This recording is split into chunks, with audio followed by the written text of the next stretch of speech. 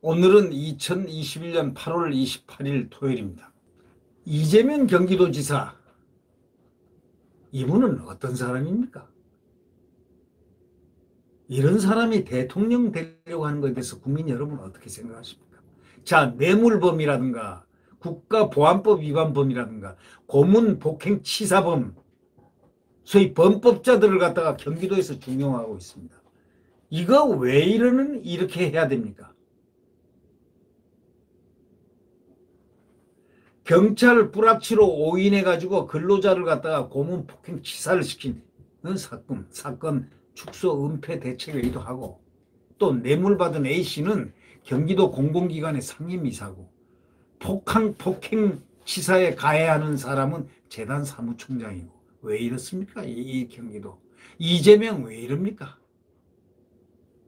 정책공약 수석은 국가보안법 위반 사범이고. 자, 그러니까 이재명 측에서는 전혀 모르는 상황이다, 확인해 보겠다, 이렇게 얘기를 했다는 거. 더불어민주당 소속 유력 대선 후보가 이재명 경기도지사가 국가보안법 위반이나 뭐 폭행치사 범죄 또 뭐 이런 등등에 연루됐던 인사들을 연이어 중용하고 있습니다. 이 지사가 임명한 정의찬 월드컵 경기장 관리재단 사무총장은 이종건 치사 사건 가해자로 밝혀졌습니다. 그래서 26일 사퇴했습니다. 이 지사 캠프에는 이 사건과 유사한 이석 치사 사건에 연루된 인물이 포함된 것으로 지금 확인되고 있습니다. 이거 참 보통 문제가 아니죠. 이 뉴델리 기사에 의하면 말이죠, 지난 7월 이 지사의 대선 캠프에 합류한 소위 강유현 전 경기도 농수산진흥위원장이죠. 이 사람은 1997년 한국대학 총연합회 연합 간부들이 저지른 소위 이석치사 사건 당시 한총련 의장이었다는 겁니다.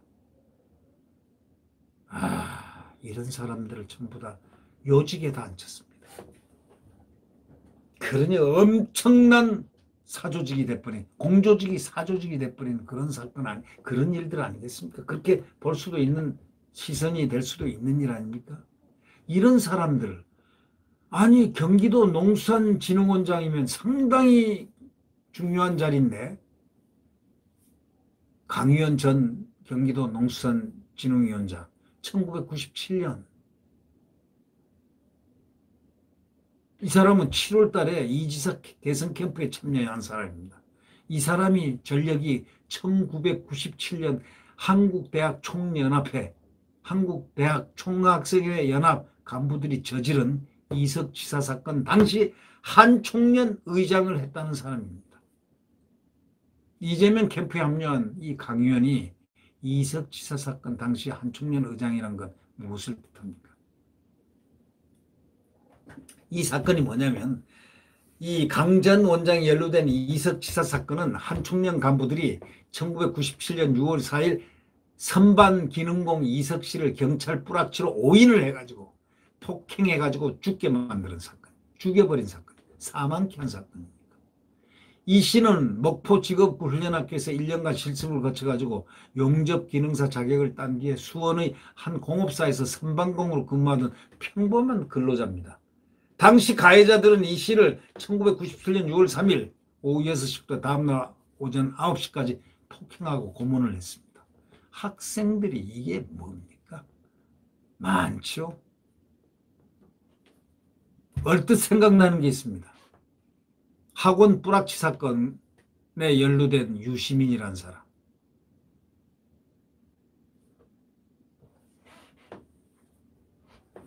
이런 유가 학생운동입니까, 이게?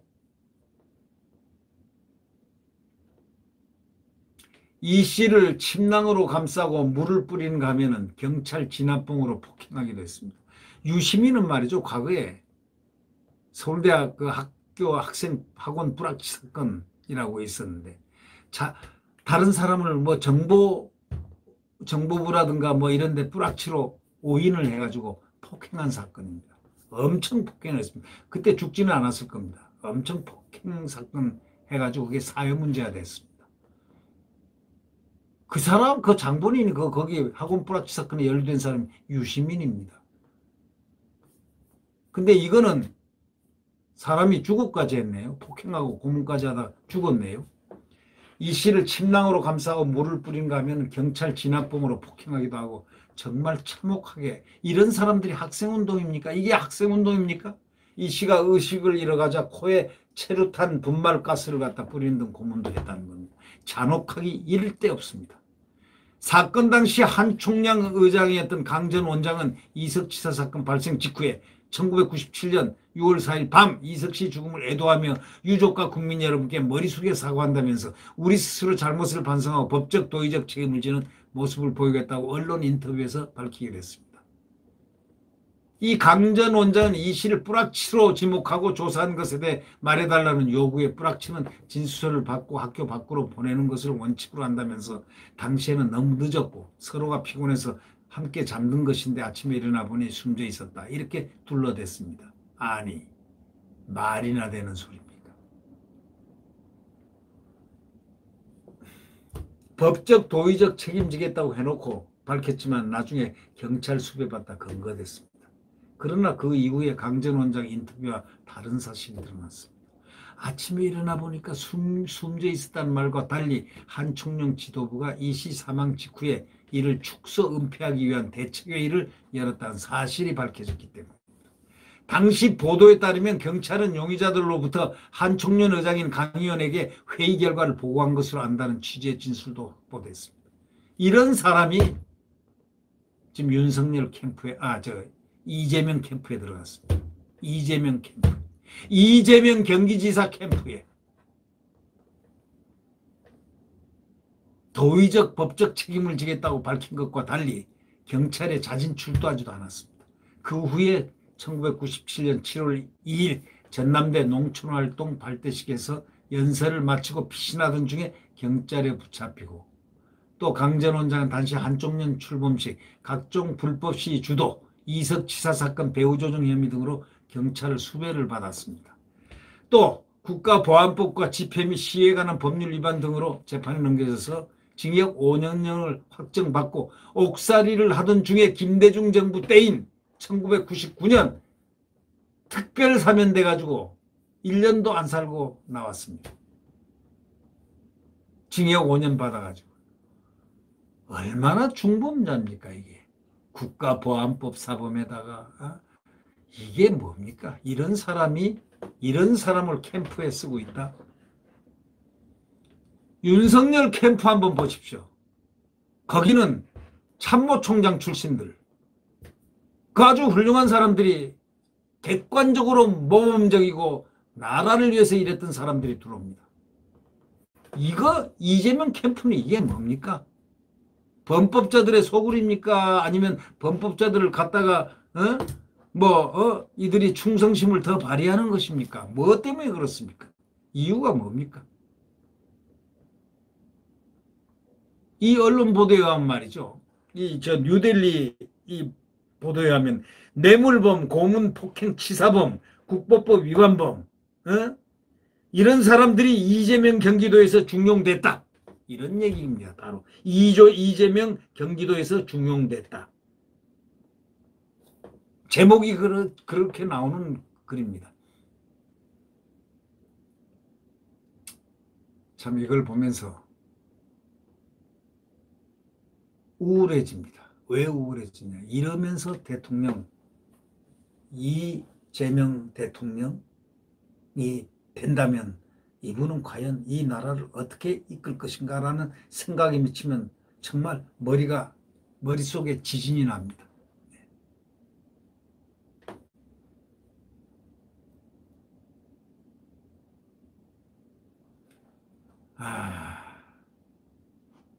이 특별 사면된 그러면 이 전 원장은 뭐 했을까요? 더불어 광산구 노인복지관 관장을 하다가 광주복지재단 이사를 하다가 더불어 광주 연구원장까지 역임하다가 지난해 12월부터 7월까지는 경기도 농수산진흥원 원장직을 지내다가 진흥원 원장 임기를 한 달가량 남겨둔 채 사퇴한 강 전 원장은 지난 7월 이재명 지사의 대선 캠프에 합류하고 현재 이 지사의 일정 등을 담당하는 것으로 전해집니다. 자, 이런 사람을 캠프에 둔다? 그건 자유겠지만은 이게 되겠습니까?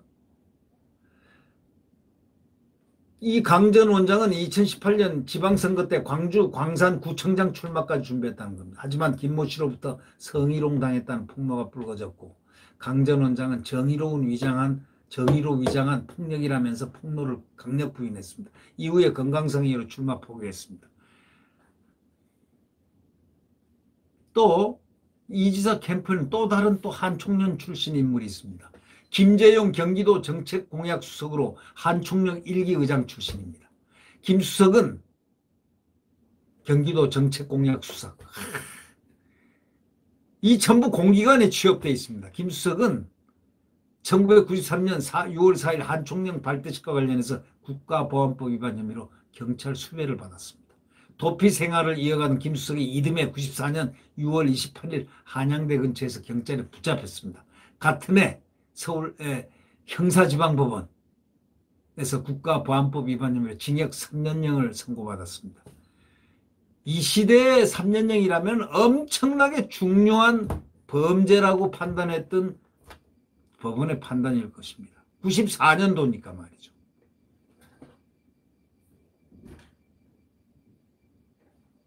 이런 김 수석이 경기연구원 경영부원장을 거쳐가지고 지난해 7월 경기도청 정책공약수석으로 임명되고 이 지사와 호흡을 맞추고 있습니다. 이 지사는 왜 이런 사람들을 기용할까요?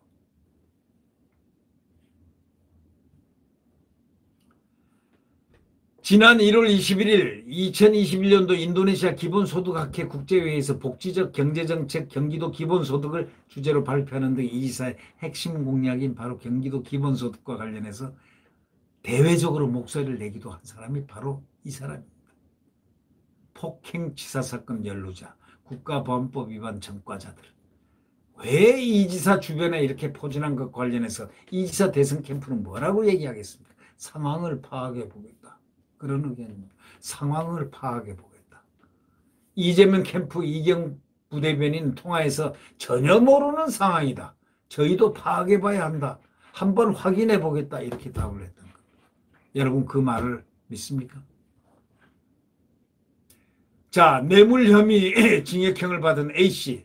경기도 지금 시장상권진흥원 상임이사로 임명됐습니다.